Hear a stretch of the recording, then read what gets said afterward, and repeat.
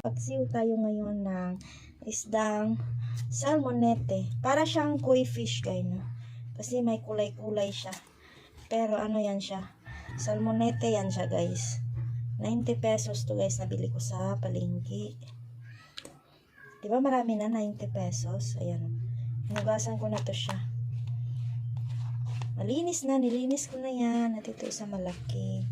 Ayan.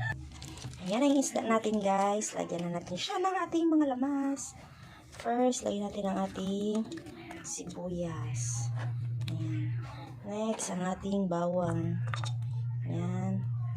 Tapos, maraming loya. Masarap pa maraming loya guys para walang panghit balansa.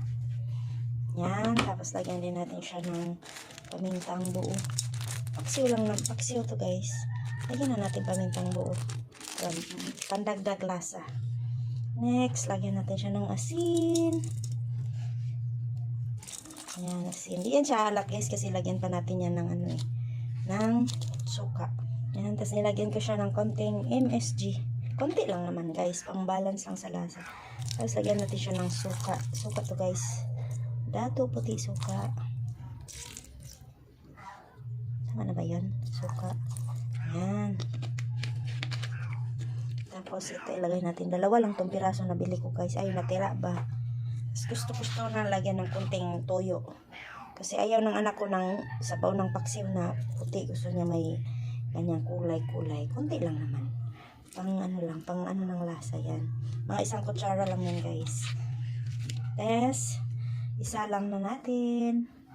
Pag nakasalang na guys, ayan na. Lagyan natin siya ng kunting tubig. Mga kalahating baso lang. Ayan, ayan.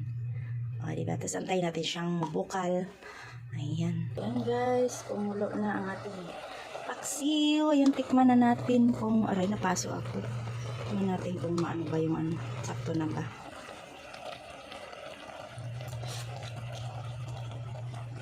Sakto na siya, masim-masim konti. Medyo maano yung sabaw kasi nilagyan ko ng tuyo. Ayun na anak ko yung sabaw, hindi siya kumakain pag yung sabaw ay kulay puti. Ayan. Para siyang adobo guys ba? Diba? May sabaw pa yan siya. Paano yan natin konti guys. Ayan diba? Ang sarap! Kain tayo!